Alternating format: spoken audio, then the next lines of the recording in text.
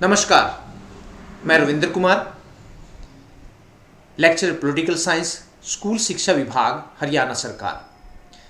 कक्षा 10 की इतिहास की पाठ्य पुस्तक के पाठ 2 विश्व की प्रमुख सभ्यताओं के अंतर्गत हमने विश्व की अलग अलग सभ्यताओं का अध्ययन करना शुरू किया है। तो अध्ययन की इस कड़ी में आज हम रोम की सभ्यता का अध्ययन करेंगे। वर्तमान समय में रोम यूरोप के एक छोटे से देश इटली की राजधानी है। लेकिन हैरानी की बात है कि जो रोम आज इटली की राजधानी है, किसी समय में एक विशाल साम्राज्य हुआ करता था जो 3 महाद्वीपों में फैला हुआ था: यूरोप, एशिया और अफ्रीका। रोमुलस और रेमस नाम के 2 भाइयों ने इस साम्राज्य की नींव रखी थी। रोम की सभ्यता या रोम के साम्राज्य के बारे में एक खास बात यह है कि यहाँ राजा का पद वंशानुगत नहीं होता था, अर्थात राजा के मरने के बाद उसके परिवार में से उसका बेटा या फिर उसका भाई राजा नहीं बनता था, बल्कि राजा का चुनाव करने के लिए क्यूरिया नाम की एक परिषद होती थी। इसी प्रकार राजा निरंकुश भी नहीं होता था। राजा को उसके कामों में सहायता और सलाह देने के लिए सीनेट नाम की एक परिषद होती थी और राजा को उसी की सलाह अनुसार काम करना पड़ता था। गणतंत्र का जो विचार है, जो आज वर्तमान समय में काफ़ी लोकप्रिय हो गया है, तो गणतंत्र का विचार भी वास्तव में रोम साम्राज्य ने ही दिया है।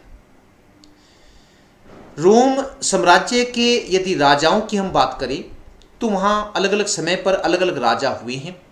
इनमें से जो सबसे प्रसिद्ध राजा हुआ है वो है ऑगस्टस। ऑगस्टस का समय रोम सभ्यता के इतिहास में सबसे बढ़िया समय माना जाता है, सुख और समृद्धि का समय माना जाता है। तो इसके अलावा रोम में कौन कौन से राजा हुए हैं, या रोम सभ्यता की प्रशासनिक व्यवस्था कैसी थी, उनका धार्मिक जीवन और सामाजिक जीवन कैसा था, समाज किन किन वर्गों में बटा हुआ था, लोग किन देवी देवताओं की पूजा करते थे, इन सभी बातों का अध्ययन आज हम इस अध्याय में करेंगे, रोम की सभ्यता। तो चलिए शुरू करते हैं रोम की सभ्यता।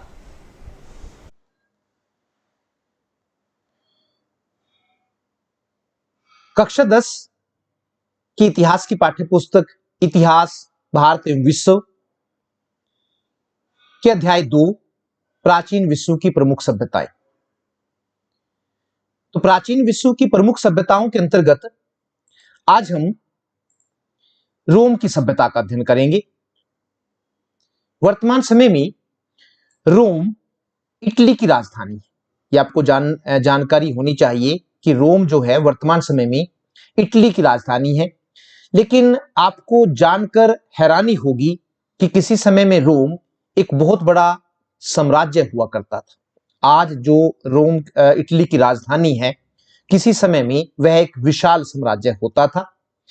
विश्व मानचित्र पर अगर इटली को हम देखें तो ये यूरोप है, और इस यूरोप में जो रेड वाला आप देख रहे हैं ये इटली है।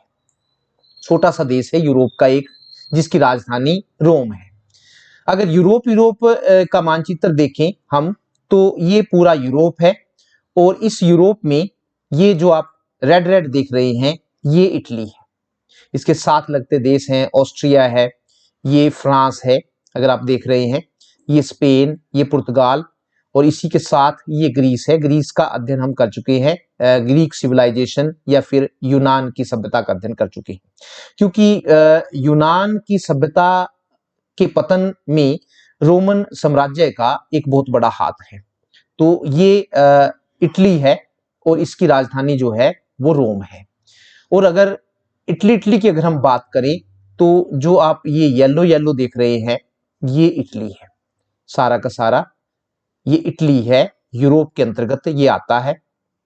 इटली का ही अगर हम नक्शा देखें तो इटली, ये जो ग्रीन ग्रीन आप देख रहे हैं सारा का सारा ये इटली है, और ये इटली में ही ये रोम है जो इसकी राजधानी है। वेटिकन सिटी अलग से है, तो ये इसके अलग अलग शहर हैं, वेनिस है, मिलान है, ये अलग से सीन है, और ये रोम है।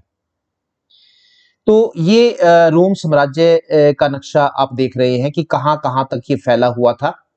रोम जो सभ्यता थी या रोम जो साम्राज्य था, किसी जमाने में इतना विशाल साम्राज्य हुआ करता था कि 3 महाद्वीपों में फैला हुआ था। यूरोप और ये एशिया तक भी फैला हुआ था, और ये जो अफ्रीका है यहां तक वो फैला हुआ था। तो काफी विशाल साम्राज्य उस जमाने में ये हुआ करता था। 1000 ईसा पूर्व के लगभग रोम एक छोटा सा गांव होता था। अगर हम बात करें 1000 ईसा पूर्व, 1000 ईसा पूर्व में यदि वर्तमान के 2022 भी जोड़ दिए जाएं तो आज से लगभग 3022 साल पहले, तो 1000 ईसा पूर्व के लगभग रोम एक छोटा सा गांव होता था जो मध्य इटली में टाइबर नदी के किनारे, ये याद रखना आपने, टाइबर नदी के किनारे बसा हुआ था। एक छोटा सा गांव था जो मध्य इटली में, इटली के बीच में टाइबर नदी के किनारे 7 पहाड़ियों पर बसा हुआ था। इसलिए इसे 7 पहाड़ियों का नगर भी कहा जाता था उस समय। इसको 7, क्योंकि 7 पहाड़ियों पर यह बसा हुआ था तो इसे 7 पहाड़ियों का नगर भी उस जमाने में कहते थे। रोम की स्थापना कब और किसने की, यह भी जानना जरूरी है। तो एक मिथक है या मिथ जिसको हम कहते हैं, कि एक मिथक के अनुसार 753 ईसा पूर्व में टाइबर नदी के किनारे रोमुलस और रेमस, 2 भाई हुए हैं ये, रोमुलस और रेमस नाम के 2 जुड़वा भाइयों ने रोम नगर की स्थापना की थी। तो आपने याद रखना है 753 ईसा पूर्व में टाइबर नदी के किनारे रोमुलस और रेमस नाम के 2 जुड़वा भाइयों ने रोम नगर की स्थापना। एक मिथक है, एक धारणा है कि ऐसा हुआ था, लेकिन सच्चाई भी इसमें लगती है। ऐसी भी धारणा है कि बाद में दोनों भाइयों के बीच शहर का नाम रखने को लेकर विवाद हो गया। इस विवाद में रोमुलस ने रेमस की हत्या कर दी और अपने नाम पर शहर का नाम रोम रखा। तो रोमुलस रोम का पहला सम्राट बना। 2 भाई थे, दोनों में आपस में नाम रखने को लेकर विवाद हो गया, और बाद में क्या हुआ कि रोमुलस ने रेमस की हत्या कर दी और अपने नाम पर रोम का नाम रखा, और वो उसका पहला सम्राट बना। रोमन सभ्यता के राजनीतिक इतिहास की अगर हम बात करें तो उनके राजनीतिक इतिहास को, या रोम सभ्यता के राजनीतिक इतिहास को 4 भागों में बांटा जा सकता है। वो 4 भाग कौन कौन से हैं? पहला आता है राजतंत्र का युग।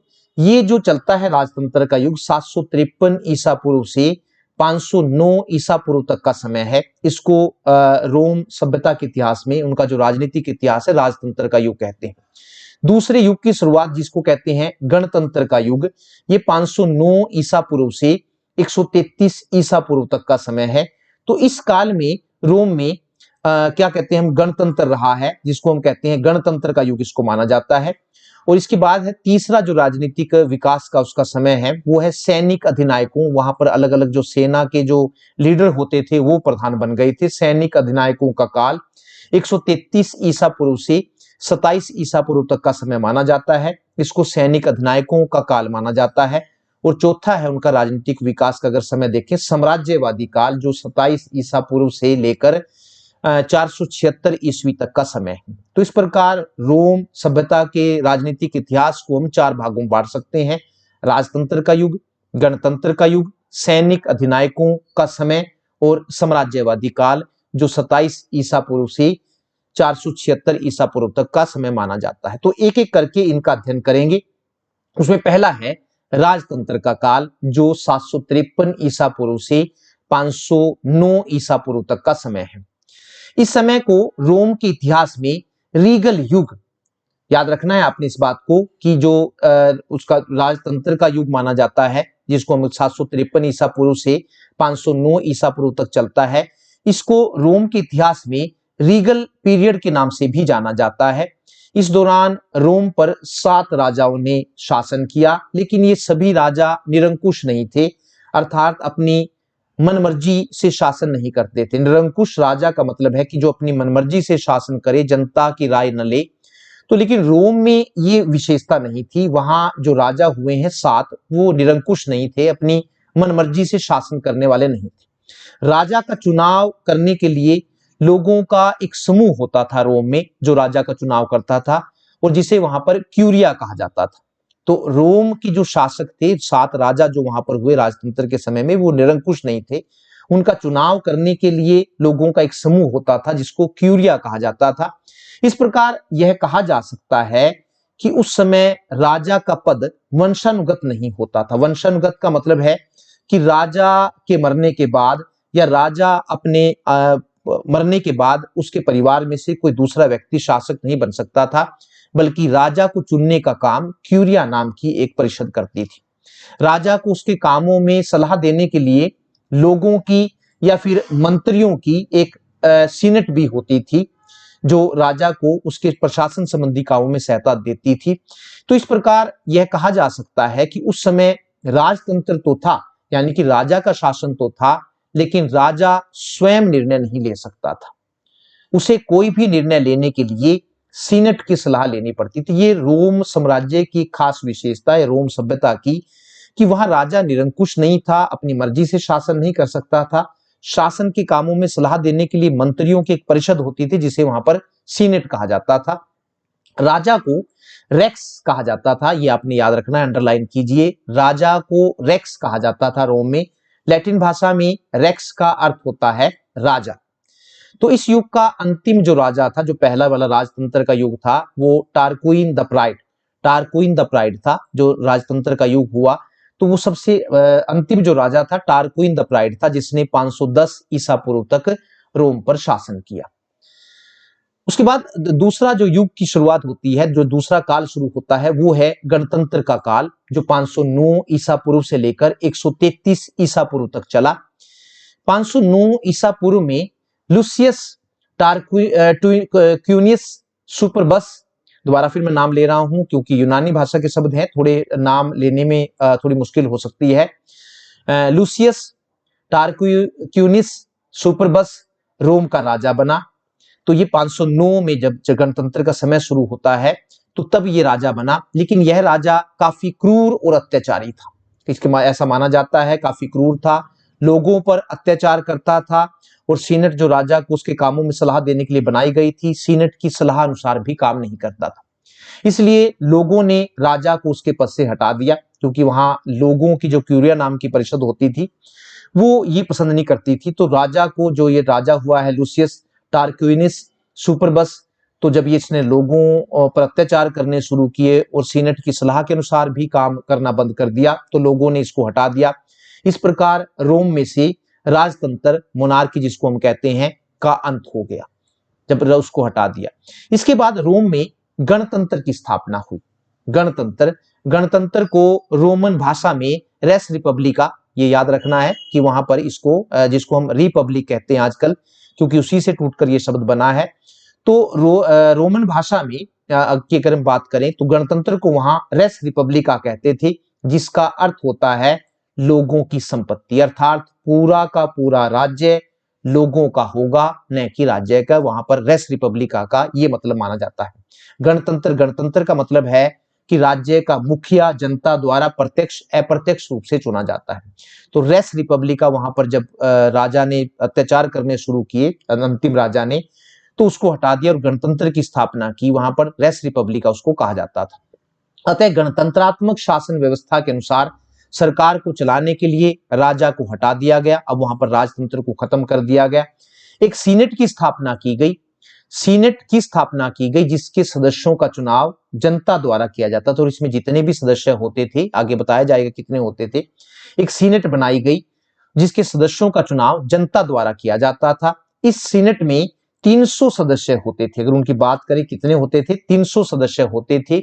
और ये सभी सदस्य पैट्रिशियन वर्ग, दो वहां पर जो समाज था वहां का दो वर्गों में बटा हुआ था, या दो भागों में बटा हुआ था। एक भाग पैट्रिशियन, आपको अलग से इसका पूरा विस्तार से बताया जाएगा कि दोनों वर्ग कौन कौन से थे। तो ये जो 300 सदस्य जो सीनेट के लिए चुने जाते थे, ये सभी सदस्य पैट्रिशियन वर्ग के होते थे। इस वर्ग में लैटिन लोग आते थे, जो वहां के लैटिन लोग थे, जो रोम के मूल निवासी होते थे।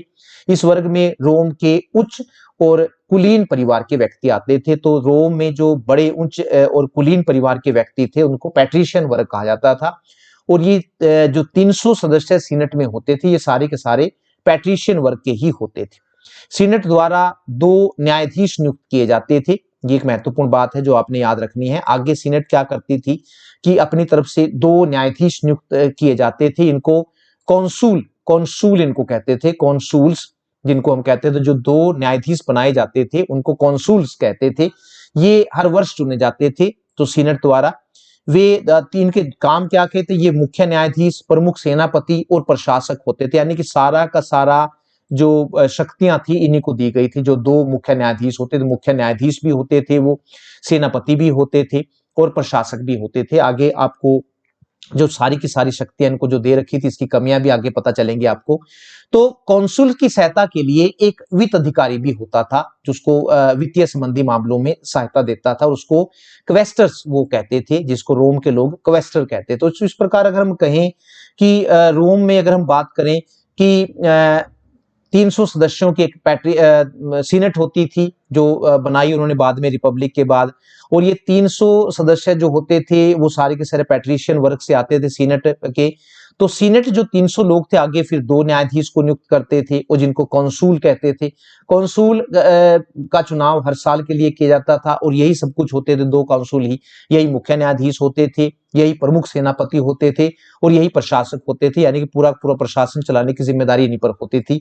हाँ, एक और खास बात ये थी कि कौंसूल को सहायता देने के लिए एक वित्त अधिकारी होता था, जिसको क्वेस्टर्स कहते थे।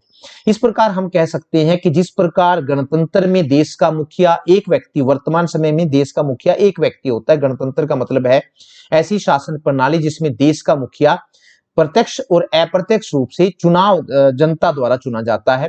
तो वर्तमान समय में देश का मुखिया एक व्यक्ति होता है, लेकिन अगर हम रोम साम्राज्य की, रोम सभ्यता की बात करें तो उसमें रोम में यह काम 2 व्यक्ति करते थे, वही मुख्य न्यायाधीश, वही प्रमुख सेनापति और वही प्रमुख प्रशासक होते थे।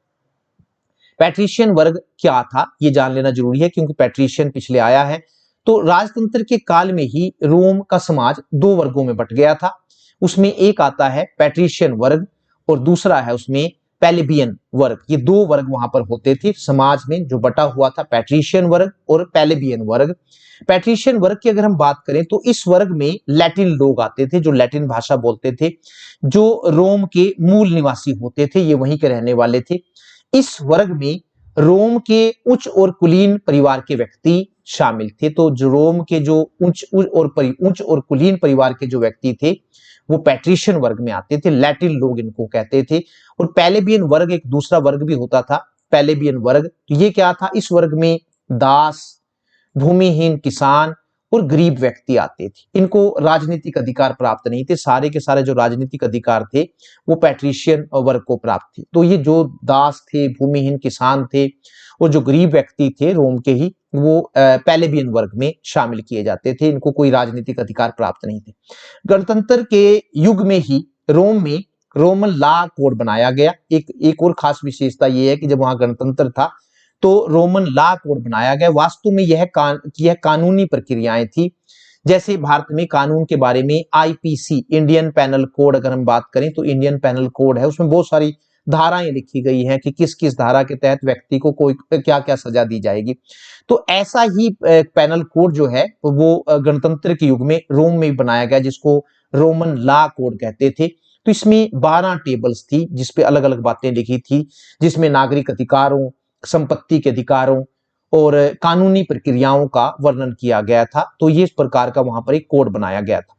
390 ईसा पूर्व के लगभग गोल्स हुआ है, वो गोल्स प्रजाति के लोगों ने रोम पर आक्रमण कर दिया।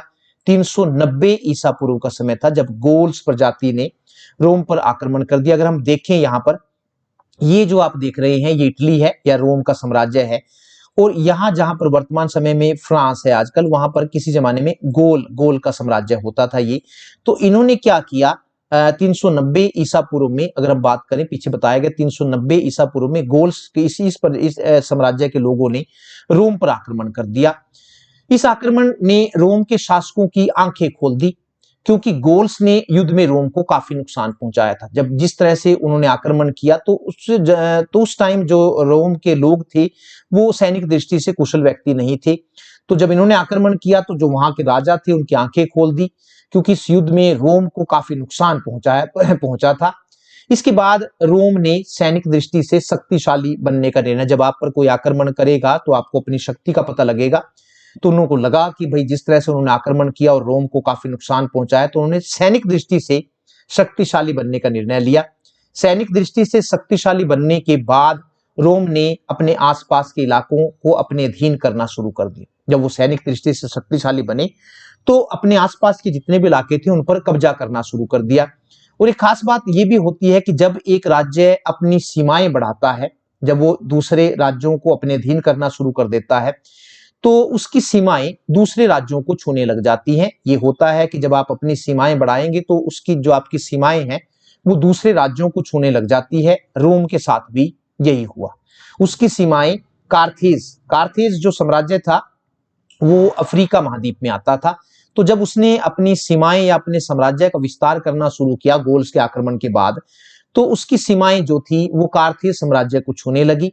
इससे एक दूसरे पर कब्जा करने के लिए दोनों के बीच 3 युद्ध हुए। कार्थेज वाले भी शक्तिशाली होते थे, तो जब रोम ने आक्रमण करने शुरू किए तो उनकी सीमाएं कार्थेज के साथ लगी, तो दोनों ने एक दूसरे पर कब्जा करने के लिए युद्ध करने शुरू किए। 3 युद्ध दोनों के बीच हुए जिन्हें प्यूनिक युद्ध या प्यूनिक वार के नाम से जाना जाता है। कार्थेज और रोम साम्राज्य के बीच एक दूसरे पर कब्जा करने के लिए 3 लड़ाइयां लड़ी गई जिनको प्यूनिक युद्ध के नाम से जाना जाता है। अगर देखा जाए तो ये रोम है, यहाँ पर आप देख रहे हैं, और ये सारा का सारा अफ्रीका है। अफ्रीका में ही जो ये ऊपर वाला हिस्सा होता था जो आप यहाँ पर रेड रेड सा देख रहे हैं, ये कार्थेज होता था। तो जब रोम ने अपनी सीमाओं का विस्तार करना शुरू किया तो उसकी सीमाएं कार्थेज को छूने लगी और कार्थेज पर आक्रमण के कारण ये परिणाम स्वरूप दोनों के बीच युद्ध हुए जिन्हें 3 प्यूनिक युद्ध हुए। प्यूनिक युद्ध के नाम से उनको जाना जाता है। यहाँ पर आप नक्शा देख रहे हैं, ये रोम है। ये तो जब उसने अपनी सीमाएं बढ़ानी शुरू की, ये सारा का सारा ये कार्थेज में आता था, सारा का सारा सरडानिया, क्रोसिया, ये उस जमाने में कार्थेज का कब्जा इन पर हुआ करता था। तो ये कार्थेज यहाँ तक फैला हुआ था। तो उसकी सीमाएं बढ़ती बढ़ती ये सारा का सारा मेडिटेरियन सी है, तो ये समुद्र है सारा का सारा। तो जब अपनी सीमाएं बढ़ाई तो उन्होंने इस कार्थेज साम्राज्य पर भी कब्जा करना चाहा। इससे दोनों देशों के बीच 3 लड़ाइयां हुई जिन्हें प्यूनिक युद्ध के नाम से जाना जाता है। ये युद्ध 264 ईसा पूर्व से लेकर 146 ईसा पूर्व तक हुए। जो 3 युद्ध प्यूनिक युद्ध जिनको हम कहते हैं वो 264 ईसा पूर्व से लेकर 146 ईसा पूर्व तक चलते रहे। तीसरे प्यूनिक युद्ध में रोम ने कार्थेज को हरा दिया। जो तीसरा युद्ध हुआ उसमें उसने कार्थेज मैंने आपको बताया कि अफ्रीका महाद्वीप में एक साम्राज्य होता था। तो 146 ईसा पूर्व तक ये चलते रहे और तीसरे प्यूनिक युद्ध में रोम ने कार्थेज को हरा दिया। तीसरा जो समय शुरू होता है उनका राजनीतिक इतिहास का, वो है सैनिक अधिनायकों का काल। 133 ईसा पूर्व से 27 ईसा पूर्व तक का समय माना जाता है। तीसरे प्यूनिक युद्ध में जब रोम ने कार्थनेज या कार्थेज को हरा दिया तो इस युद्ध के बाद रोम की शक्तियां कॉन्सुल्स के हाथों में चली गई। कॉन्सुल एक महत्वपूर्ण पद होता था, मैंने आपको बताया। सीनेट आगे 2 कॉन्सुल नियुक्त करती थी, वे ही मुख्य न्यायाधीश, वे ही मुख्य प्रशासक और वे ही प्रमुख सेनापति हुआ करते थे। तो ये जो 2 व्यक्ति होते थे, बाद में जब प्यूनिक के युद्ध हुए और उसने कार्थेज को हरा दिया जिसको कार्थनेज भी कहते हैं, तो इसके बाद इनकी जो कॉन्सुल हुआ करते थे, इनकी शक्तियां, तो रोम की सारी शक्तियां कॉन्सुल के हाथों में चली गई। और जब शक्तियां कॉन्सुल के हाथों में चली जाती हैं, 2 व्यक्तियों के हाथों में चली जाती है, तो उनके निरंकुश बनने की संभावना बनी रहती है। तो कॉन्सुल मुख्य न्यायाधीश, प्रमुख सेनापति और प्रमुख प्रशासक होते थे। तो इन कॉन्सुल या सैनिक अधिनायकों ने पूरी सत्ता को अपने हाथों में ले लिया। जब उनको लगा कि सारी की सारी शक्तियां उनके हाथों में आ गई है तो उन्होंने रोम की पूरी सत्ता को अपने हाथों में ले लिया। तो ये भी एक ड्रॉबैक होता है, ये भी एक कमी होती है कि जब आप 2 व्यक्तियों को सारी की सारी शक्तियां दे देंगे तो एक समय में उनके तानाशाह बनने की संभावना बनी रहती है। तो जब वहां पर युद्ध जीत लिए उन्होंने, तो जो क्योंकि वो प्रमुख न्यायाधीश, प्रमुख सेनापति, प्रमुख प्रशासक होते थे, तो सारी की सारी शक्तियों पर उन्होंने कब्जा कर लिया। ये कौंसुल शासन को चलाने में सीनेट की भी सलाह नहीं लेते थे, तो इन्होंने सीनेट की सलाह लेना भी, जबकि उनके लिए जरूरी था कि वो सीनेट की सलाह अनुसार काम करेंगे, लेकिन उन्होंने सीनेट की सलाह लेने से भी इनकार कर दिया। शक्ति के सैनिक अधिनायकों के हाथों में चले जाने से सभी अपनी शक्तियों को बढ़ाने लगे। 2 व्यक्ति होते थे, जितने भी 1-1 साल के लिए ये चुने जाते थे। तो इसके बाद जब शक्तियां इनके हाथों में आ गई तो सभी अपनी अपनी शक्तियों को बढ़ाने लगे। इसके कारण रोम के अंदर गृह युद्ध, सिविल वार की स्थिति पैदा हो गई। दोनों आपस में ही लड़ते रहते थे। सीनेट और कौंसुल आपस में लड़ते रहते थे, क्योंकि जब कौंसुल उनका सीनेट का कहना नहीं मानते थे तो इससे तो आपस में उनकी लड़ाई चलती रहती थी। गृह युद्ध की इस स्थिति में जूलियस सीजर, ये जो जब काउंसिल्स में लड़ाइयां चल रही थी आपस में अपनी अपनी शक्ति को बढ़ाने के लिए, तो गृह युद्ध की स्थिति में जूलियस सीजर का उदय हुआ। उन्होंने शासन को ठीक प्रकार से चलाने के लिए कई कदम उठाए। जैसे एक कदम यह भी था कि अपने अधिकारियों को शासन में कई उपाधियां उन्होंने दी ताकि शासन को ठीक प्रकार से चलाया जा सके और रोम को गृह युद्ध से बचाया जा सके। 44 ईसा पूर्व में सीजर की भी हत्या कर दी गई, सीजर को भी मार दिया जाता है क्योंकि काउंसिल्स महत्वपूर्ण हो गए थे। सीजर की मृत्यु के बाद रोम की स्थिति एक बार फिर खराब हो गई। यह स्थिति 29 ईसा पूर्व तक चलती रही। इसके बाद क्या होता है, इस स्थिति में जूलियस सीजर का भतीजा और उसका वारिस, जो उसका वारिस जिसको बनाकर जाता है, वो जूलियस सीजर का भतीजा और उसका वारिस ऑक्टेवियन उसको कहते हैं, ऑक्टेवियन। तो जूलियस सीजर का भतीजा और उसका वारिस ऑक्टेवियन सेना में भर्ती होता है और धीरे धीरे वह रोम की सत्ता पर कब्जा करना शुरू कर देता है। 29 ईसा पूर्व तक ऑक्टेवियन रोम का एकमात्र राजा बन जाता है। जूलियस सीजर का भतीजा था ये।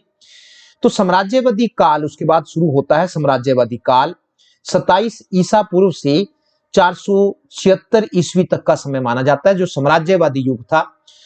27 ईसा पूर्व में ऑक्टेवियन अगस्टस की उपाधि धारण कर लेता है और रोम का पहला सम्राट बन जाता है। यहीं से रोम के साम्राज्यवादी युग की शुरुआत होती है। तो यहीं से उसकी साम्राज्यवादी युग की शुरुआत मानी जाती है। 27 ईसा पूर्व में ऑक्टेवियन अगस्टस नाम से, अगस्टस की उपाधि धारण करता है और रोम का पहला सम्राट बनता है। तो यहीं से साम्राज्यवादी युग की शुरुआत होती है जो 476 ईस्वी तक चलता। ऑगस्टस का शासनकाल रोम का स्वर्ण युग कहा जाता है, गोल्डन एरा इसको कहते हैं। उनके समय का युग रोम में समृद्धि और शांति का युग था। उनके समय में रोम ने काफी उन्नति की, काफी उन्होंने कहते हैं कि काफी, चाहे वो सामाजिक रूप से था, राजनीतिक रूप से, आर्थिक रूप से काफी उन्नति की उन्होंने। और ऑगस्टस ने स्वयं कहा भी था कि जब उसे रोम मिला था तो वह मिट्टी का ढेर था, लेकिन जब उसने रोम को छोड़ा तो वह मार्बल बन गया था, यानी कि कीमती पत्थर बन गया था। इससे पहले वो मिट्टी का ढेर होता था। तो कहते हैं कि ऑगस्टस का जो समय था वो रोम के इतिहास में सबसे गोल्डन एरा का समय माना जाता है। ऑगस्टस के बाद रोम में अनेक राजा हुए, लेकिन वे इतने सक्षम नहीं थे। ऑगस्टस सबसे प्रसिद्ध राजा था। उसके बाद अनेक राजों ने राज किया, लेकिन सारे के सारे इतने शक्तिशाली भी नहीं थे और सक्षम भी नहीं थे। इनमें से एक राजा का नाम लिया जाता है और उसका नाम था नीरो। तो इनमें से एक राजा हुआ है नीरो। नीरो को रोम के इतिहास में सबसे क्रूर और निर्दयी राजा माना जाता है। ऐसा कहा जाता है कि एक बार जब रोम में आग लगी तो उसने कुछ नहीं किया, काफी नुकसान हुआ रोम का, लेकिन राजा ने उसकी तरफ कोई ध्यान नहीं दिया। लोग कहते हैं कि वो हंसता रहा, लोगों के दुख दर्द को देखकर उसको इसी में बड़ी तसल्ली मिलती थी। इसलिए उनके बारे में यह कहा जाता है कि जब रोम जल रहा था तो नीरो बांसुरी बजा रहा था। आजकल भी ये कहावत मशहूर है कि जब रोम जल रहा था तो नीरो बांसुरी बजा रहा था। नीरो की मृत्यु के बाद रोम का पतन होता चला गया। तो ये रोम का भी एक क्रूर राजा माना जाता है। रोम की अगर प्रशासनिक व्यवस्था की हम बात करें तो हम कह सकते हैं कि रोम में गणतंत्रात्मक शासन व्यवस्था थी। इस व्यवस्था में सरकार को चलाने के लिए एक सीनेट की स्थापना की गई, जिसके सदस्यों का चुनाव जनता द्वारा किया जाता था। इस सीनेट में 300 सदस्य होते थे और ये सभी सदस्य पैट्रिशियन वर्ग के होते थे, या रोम के उच्च और कुलीन वर्ग के लोग ये होते थे। सीनेट के द्वारा 2 न्यायाधीश नियुक्त किए जाते थे जिन्हें कौंसूल कहा जाता था, और ये हर वर्ष चुने जाते थे। मुख्य न्यायाधीश, प्रमुख सेनापति और प्रशासक, ये तीनों के तीनों यही होते थे। तो एक महत्वपूर्ण पद होता था कौंसुल्स का। कौंसुल की सहायता के लिए एक वित्त अधिकारी भी होता था जिसे क्वेस्टर्स वहां पर कहते थे। प्रांतों के शासन को चलाने के लिए गवर्नर नियुक्त किए जाते थे, लेकिन इनको वेतन नहीं दिया जाता था, इसलिए ये गवर्नर जो होते थे जनता से मनमाना कर वसूल करते थे। आर्थिक व्यवस्था रोम की कैसी थी? रोम के लोगों का मुख्य व्यवसाय कृषि और पशुपालन था। ज्यादातर सभ्यताओं में हमने देखा है कि लोगों का जो मुख्य व्यवसाय था वो कृषि और पशुपालन ही था। वे गेहूं, जौ, बाजरा, अंगूर, जैतून, सेब आदि की फसलें उगाते थे। भूमि पर धनी लोगों, अमीर लोगों का अधिकार होता था। रोम के लोग भारत से मलमल, अफ्रीका से धातु और चीन से रेशम तथा यूनान से लोहे का व्यापार करते थे। दूसरे देशों के साथ भी उनका व्यापार होता था। धार्मिक व्यवस्था की अगर बात करें तो रोम के लोग प्रकृति के देवताओं की अपेक्षा आत्माओं की पूजा में ज्यादा विश्वास करते थे। प्रकृति के देवताओं की पूजा नहीं करते थे बल्कि आत्माओं की पूजा करते थे। लेकिन फिर भी उनके जो देवता थे, एक जुपिटर, ये शांति का देवता उनका होता था। मार्स युद्ध का देवता था। वीनस वीनस जो थी वो प्रेम की देवी है, उनकी होती थी। वेस्टा ये अग्नि का देवता था। अपोलो ये संगीत का देवता उनका कहा जाता था। आदि उनके ये प्रसिद्ध देवता थे। सामाजिक व्यवस्था की अगर हम बात करें तो रोम का समाज दो वर्गों में बटा हुआ था। पैट्रिशियन वर्ग, इस वर्ग में लैटिन लोग आते थे जो उच्च और कुलीन परिवार के व्यक्ति होते थे। और दूसरा वर्ग था प्लेबियन वर्ग। इस वर्ग में दास, भूमिहीन किसान तथा गरीब व्यक्ति आते थे और इनको राजनीतिक अधिकार प्राप्त नहीं थे, प्लेबियन वर्ग के लोगों को। तो रोम की सभ्यता के बारे में जो हमने विस्तार से पढ़ा, यदि उसको कुछ बिंदुओं के तहत समेटा जाए तो हम कह सकते हैं कि रोमुलस और रेमस नाम के दो जुड़वा भाइयों ने रोम नगर की स्थापना की थी। 753 ईसा पूर्व से 509 ईसा पूर्व तक के समय को रोम के इतिहास में राजतंत्र का काल कहते हैं। राजतंत्र के काल में रोम में राजा का पद वंशानुगत नहीं होता था, यह उनकी खास विशेषता थी। राजा को उसके कामों में सलाह देने के लिए मंत्रियों की एक सीनेट होती थी। वहां पर रोम में राजा को रेक्स कहा जाता था। 509 ईसा पूर्व से 133 ईसा पूर्व तक के समय को रोम में गणतंत्र का काल कहा जाता है। गणतंत्रात्मक शासन व्यवस्था में सरकार को चलाने के लिए सीनेट की स्थापना की गई थी। कार्थेज साम्राज्य के साथ रोम के 3 युद्ध हुए जिन्हें प्यूनिक युद्ध के नाम से जाना जाता है। कार्थेज साम्राज्य मतलब जो अफ्रीका महाद्वीप में था। 27 ईसा पूर्व में ऑक्टेवियन ने अगस्टस की उपाधि धारण करके रोम का पहला सम्राट बना। अगस्टस का शासनकाल रोम का स्वर्ण युग कहा जाता है। उनके समय में रोम ने काफी उन्नति और प्रगति की। रोम का समाज दो वर्गों में बटा हुआ था, पैट्रिशियन वर्ग और प्लेबियन वर्ग। और एक और खास बात यह थी कि रोम के लोगों का मुख्य व्यवसाय कृषि और पशुपालन था। धन्यवाद, नमस्कार।